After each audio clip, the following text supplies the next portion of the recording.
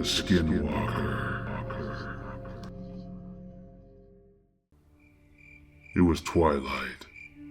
In a small home just outside the pueblo, a young girl, Micah, 15, stood outside her house in a pitching stance, holding a softball. She was wearing a cheap, hand-me-down glove. Micah wound up and threw a very fast pitch to her father, Mel.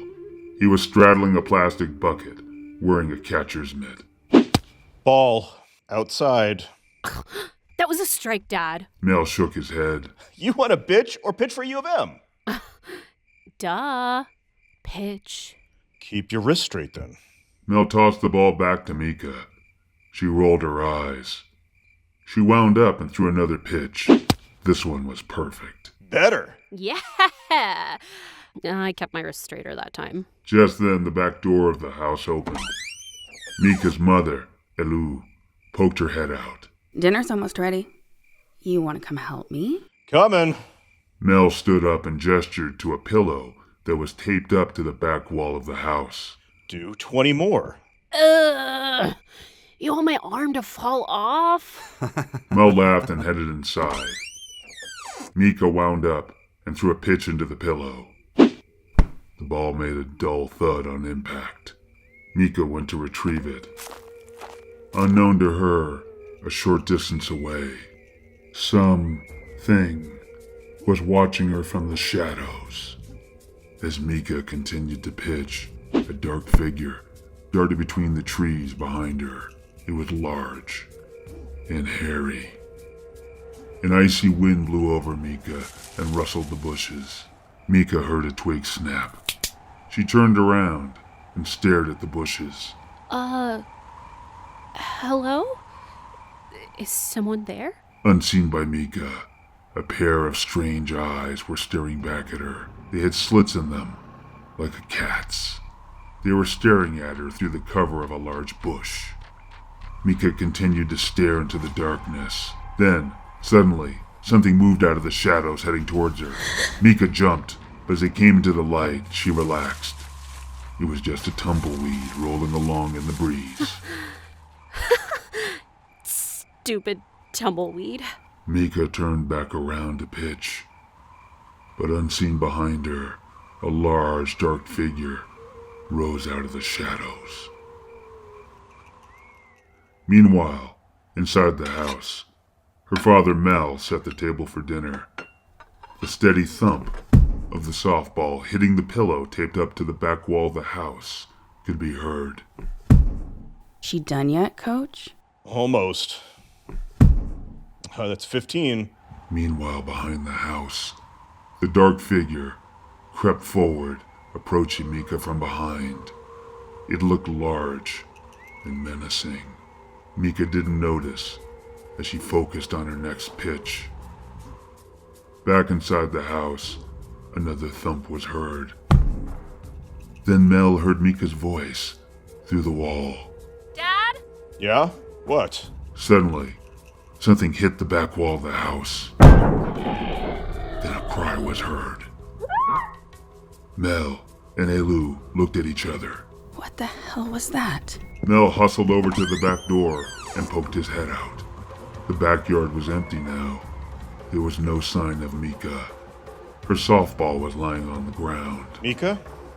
There was no response. Mika!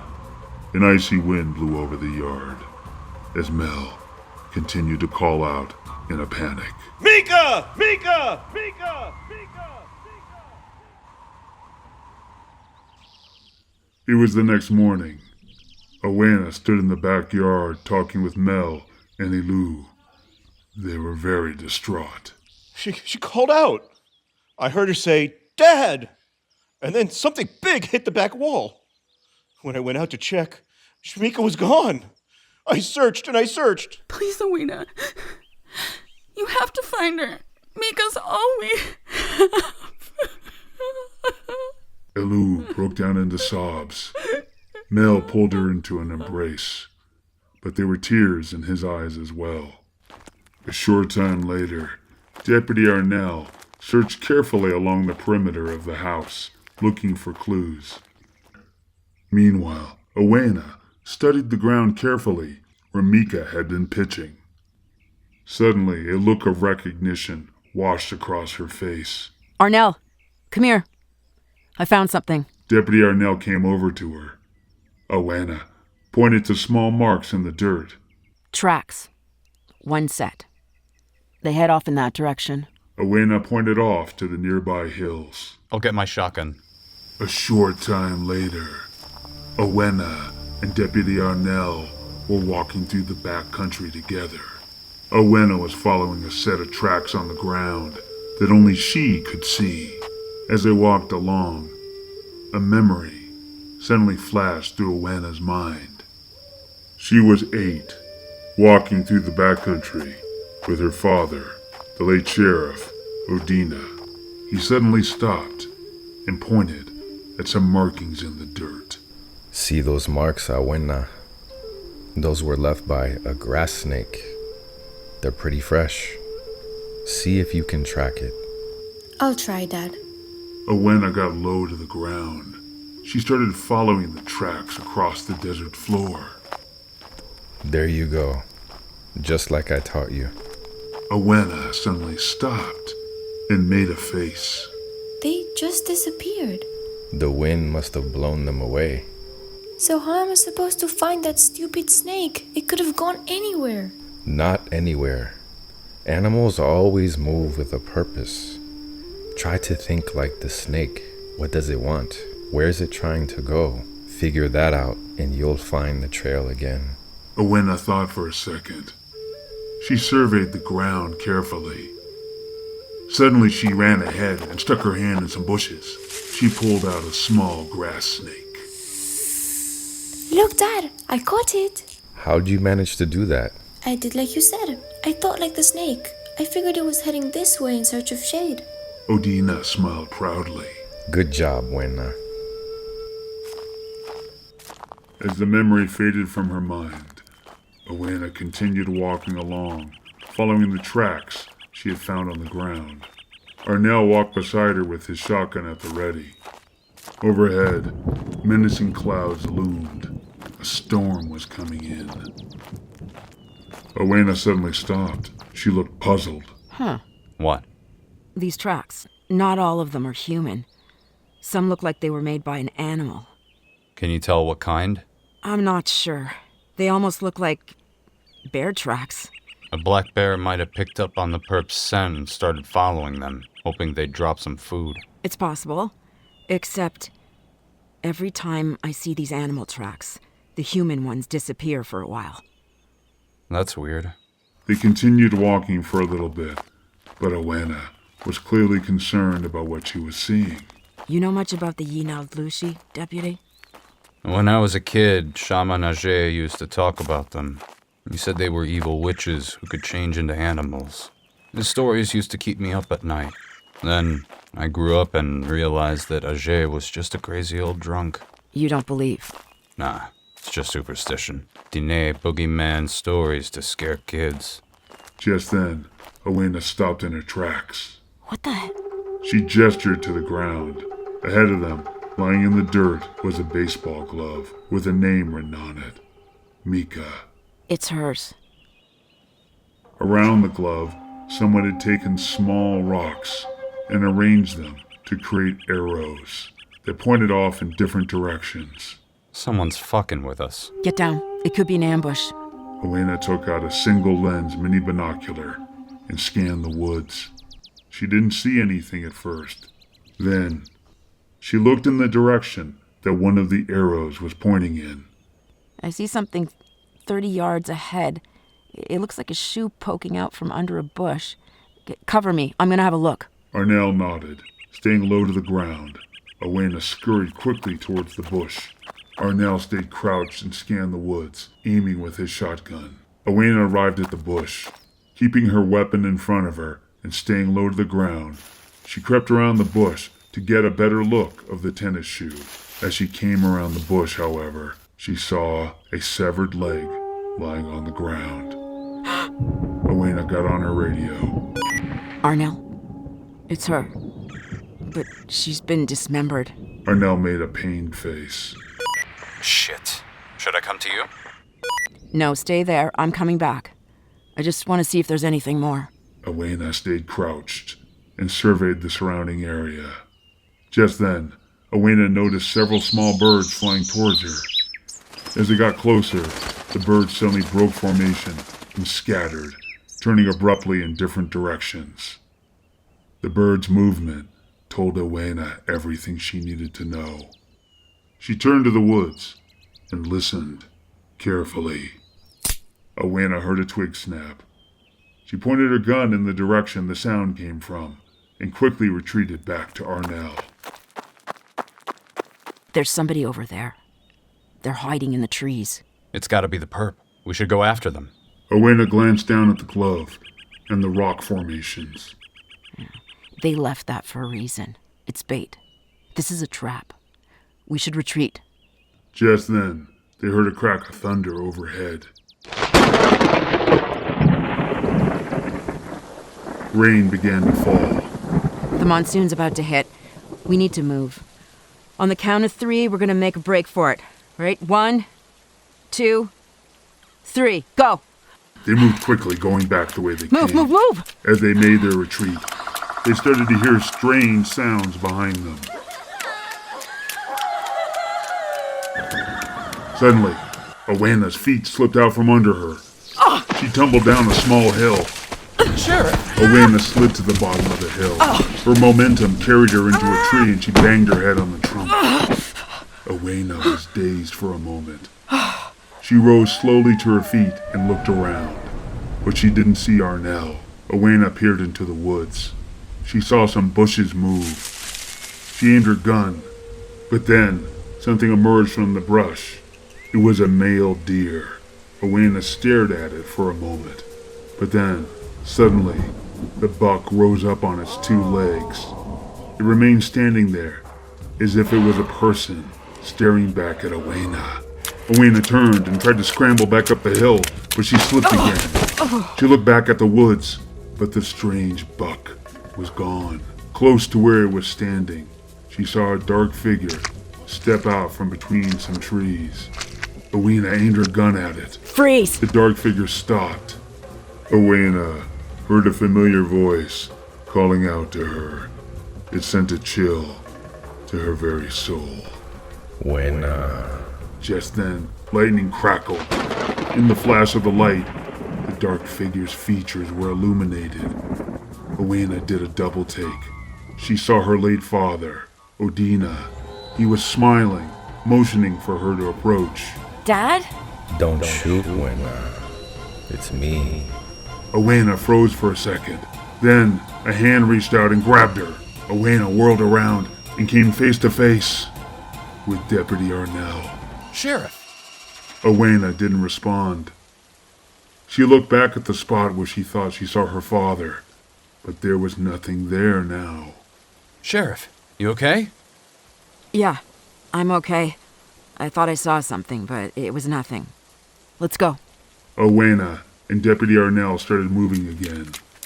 But Awena looked back at the spot where she thought she saw her father, with a haunted expression on her face. That evening, in the multi-purpose room of the local high school, members of the Navajo community, including Awena's mother, Tayen, were gathered. Sheriff Awena sat at a table in the front of the room with Mayor Mato. Shaman Ajei, an intense-looking old man wearing a Navajo headband, sat quietly listening as he took swigs from a flask. Our children are dying, and no one's doing a damn thing about it. Why isn't the FBI helping us? They're giving us some logistical support, but their main focus is the Ross Torres murders. Of course! They only care about the white senator's son. What do you expect? It's the fucking feds. Everyone muttered in agreement with this, but then a middle-aged man, Joe, stood up. I'm sorry to say this, but you can't blame the white man for everything. Truth is, these killings have been going on for far too long. That's on you, Awena. If you can't protect this pueblo, maybe it's time we find someone who can. Arguments erupted across the room. People shouted at Joe, but several others nodded in agreement. Awena looked deeply hurt and troubled. Suddenly, Awena's mother, Tyann, stood up. She was on the verge of tears. I can't believe what I'm hearing, Danae. How can you say these awful things about my daughter? Calling her incompetent?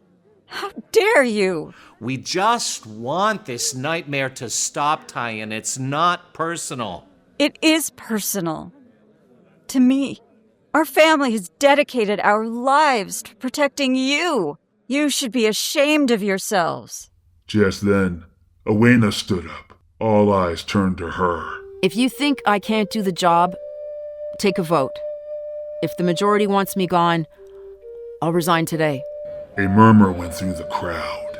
Sheriff, do you think you can stop these killings? I won't rest until I do. Mayor Moto, the wise and respected leader of the community, stood. Show of hands. How many want Awena to stay on the case? Hands went up. The majority of the room was behind Awena. Okay, fine, but what's your plan then? We need to come together as a community to protect ourselves. I can't do this alone. I need volunteers to patrol the town after dark. And young girls and children should never be left unsupervised, even during the day. If you have folk living out in the backcountry, you need to check in on them regularly. The crowd nodded along in agreement. But suddenly, Ajei, the old shaman who had been sitting and drinking, stood up. None of that will save your wives and daughters. Miyamoto shook his head. Shaman Ajei, this isn't the time or the place. This is a tribal meeting, ain't it? Why can't I speak? Because you're intoxicated. Yeah, what do I know? I'm just some old drunk who talks to lizards and crows. But I'll tell you, brothers and sisters, I had a powerful vision last night. There's a hunter out there. It's stalking us. You all know what I'm talking about, but you're too afraid to say it out loud. The shaman paused and took a sip from his flask. The spirits told me that its heart is blacker than the pit itself. It delights in our suffering and feeds on our flesh. Its appetite is insatiable. It's an animal, but it wears a human face. All right, Shaman Ajei, thank you. Ajei shook his head and sat back down. The crowd looked scared. The shaman had touched a nerve. A short time later, Awena had left the meeting. She was driving through town, lost in thought. Suddenly, she saw something out of the corner of her eye. She stopped her car and reversed it to get a better look. A few feet away, someone had painted a large Navajo symbol against the side of a building with spray paint. Awena stared at the Navajo symbol, looking both inspired and terrified.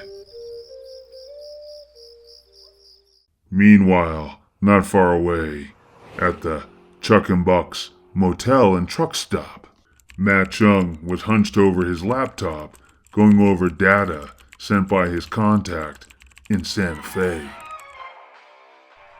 On the nearby TV, his favorite show, Kolchak, the Night Stalker, was playing. Just then, there was a knock at the door. Hello, Mr. Chung. Who is it? It's me, sir, Saani. Matt paused the show and went over to the door. Saani, the teenage daughter of the hotel owner, was there, holding some towels. Good evening. Since you're staying with us for several days, my parents asked me to stop by and just see if you need anything. Fresh towels, tissues, toilet paper? Nah, I'm good. Ooh, what are you doing? Are you working on a big story? Kinda. Is it about the murders? I heard they found another girl cut up in the hills. Any juicy tea you'd care to spill? Don't worry. I'll keep it on the down low. You're way too young to be covering the homicide beat, kid. Matter of fact, you shouldn't even be roaming around alone at night at all. Did your parents really ask you to check on me? Of course. I wouldn't lie. Uh-huh. I'll call the front desk just to make sure. Okay, maybe I fibbed a little. I snuck out. Kid. Don't be mad. I just want to find out more about the case. As an aspiring reporter, I find it fascinating. Matt bent down and looked her in the eye. Go home, Saani, or I will call your parents. Ugh, buzzkill. Good night, kid. Matt closed his door. Saani stuck her tongue out and walked away. As she left Matt, Saani walked over to a small playground on the side of the motel. She went over to the swing set, took a seat, and started swinging back and forth. Nearby in the truck parking area, a trucker stood near his rig, whistling as he lit up a joint. He was a white man in his 40s with brown hair and a beard. He looked a little shady. As he smoked his joint, he glanced around and noticed Saani swinging back and forth. He stared at her intently. Too intently. Just then, Saani saw her father walking out of the motel office. Saani hopped off the swing set and dashed off into the truck parking area to avoid being seen. The creepy trucker put out his joint and followed Saani.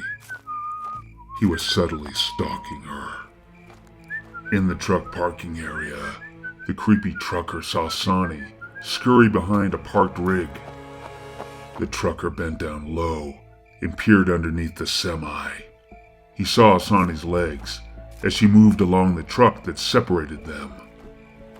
The creepy trucker followed her on a path to intercept her. As they reached the end of the truck, the creepy trucker dashed around the rear, expecting to find Saani. But to his surprise, there was no one there. What the fuck? A look of confusion crossed his face. Just then, he heard a growl behind him. The trucker whirled around. A look of horror and confusion exploded across his face. He tried to scream, but something struck him down before he could get his cry out. Blood splattered against the side of a parked truck. At that moment in Matt's room, a hapless victim was being killed by a monster on the Kolchak the Night Stalker show. Matt paused the show for a second. He got up and went to the window to stretch his legs. Looking out into the truck parking area, he saw Saani's father, Jagan, walking around, calling out. Saani? Saani? Matt noticed that Jagan looked concerned and scared. A look of concern also crossed Matt's face. Then, suddenly, Saani appeared. She scampered out from behind a row of parked trucks. I'm right over here, Poppy. Get over here. You had me so worried. What are you doing? I couldn't sleep. I just wanted to get some fresh air. I told you never to go out at night alone. Come on. Jagan escorted Saani back to the family quarters on the far side of the motel. Matt shook his head, relieved and amused.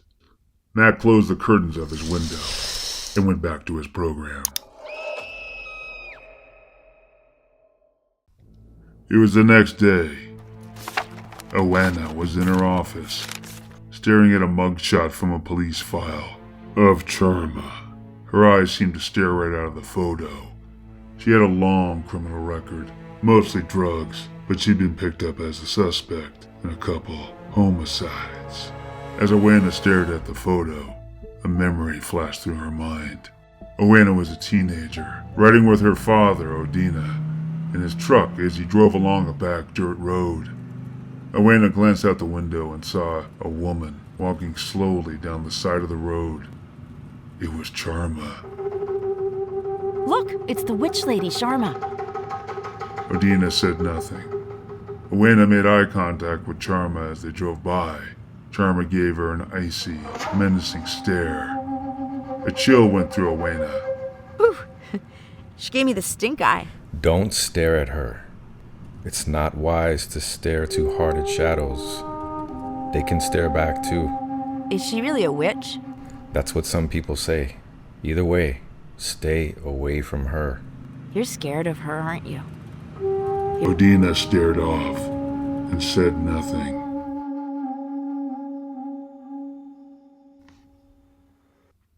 End of Chapter 2. Stay tuned for the next episode of The Skinwalker.